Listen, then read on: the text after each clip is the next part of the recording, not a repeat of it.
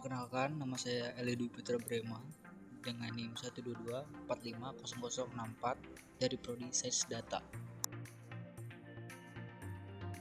Perkenalkan, nama saya Janalia, NIM 1222738 dari Prodi Kimia. Halo, perkenalkan nama saya Kusnunisa dengan NIM 122450078 dengan program studi Sains Data. Perkenalkan, nama saya Ajeng Gusti Purbaningsih dengan NIM 122290054 Prodi Sains Atmosfer dan Keplanetan. Perkenalkan, nama saya Evanya Prenginangin dari Prodi Kimia dengan NIM 122270052. Perkenalkan, nama saya Nisha Amazia Diva Maharani dengan NIM 122270039 Prodi Kimia. Hukum Bernoulli merupakan sebuah konsep besar, hasil penggabungan beberapa unit konsep fisika seperti tekanan, massa jenis, laju zat alir, kekentalan zat alir, dan ketinggian potensial gravitasi. Kapasitas konsep ini mampu mendeskripsikan secara kualitatif dan kuantitatif perilaku dinamis zat alir dalam ruang ataupun saluran berdinding padatan. Prinsip Bernoulli adalah sebuah istilah di dalam mekanika fluida yang menyatakan bahwa pada suatu aliran fluida, peningkatan pada kecepatan fluida akan menimbulkan penurunan tekanan pada aliran tersebut.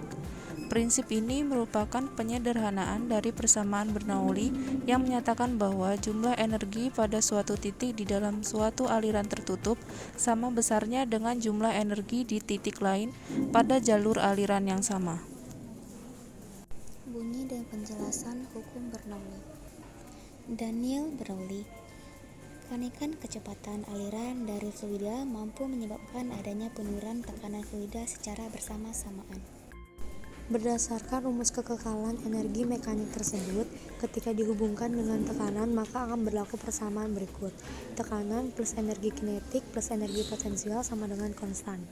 Dari persamaan di atas, massa yang disimbolkan dengan M bisa disubstitusikan dengan massa jenis atau yang disimbolkan dengan hukum Bernoulli. Pada pesawat terbang terdapat penerapan prinsip Bernoulli. Pesawat terbang dapat terangkat ke udara karena kecepatan udara pada sayap bagian atas lebih besar dibandingkan dengan kecepatan udara pada sayap bagian bawah. Akibatnya, tekanan bagian atas lebih kecil dibanding tekanan bagian bawah. Ketika pesawat meluncur bersiap untuk take off di landasan pacuan, tekanan pada sisi atas badan pesawat tersebut akan lebih kecil daripada bagian bawah badan pesawat. Sebaliknya, kecepatan di bagian atas badan pesawat lebih tinggi daripada di bagian bawahnya. Pengertian sayap pesawat. Bentuk sayap tersebut menyebabkan kecepatan aliran udara bagian atas lebih besar daripada di bagian bawah, sehingga tekanan udara di bawah sayap lebih besar daripada di atas sayap. Hal ini menyebabkan timbulnya daya angkat pada sayap pesawat. Akibatnya, laju udara di sebelah atas sayap meningkat. Karena laju udara meningkat, maka tekanan udara menjadi kecil. Sebaliknya, laju aliran udara di sebelah bawah sayap lebih rendah, karena udara tidak berdesak-desakan atau tekanan udaranya lebih besar. Kunci utama pesawat bisa terbang terletak pada sayap pesawat. Permukaan atas pesawat melengkung dan lurus pada bagian belakang sayap. Hal tersebut menyebabkan udara mengalir lebih cepat dan tekanan udara di atas sayap menurun. Hal ini menyebabkan pesawat lebih mudah naik ke atas. Sedangkan pada bagian bawah sayap pesawat, permukaan sayap cenderung lurus. Udara yang melewati bawah sayap pesawat akan bergerak lebih lambat, sehingga tekanan udara di atas sayap akan lebih tinggi. Gaya aerodinamis pada sayap pesawat ini merupakan hukum Bernoulli. Gaya angkat terbentuk karena adanya perbedaan tekanan udara di bawah dan di atas sayap pesawat. Perbedaan ini terjadi karena bentuk sayap pesawat.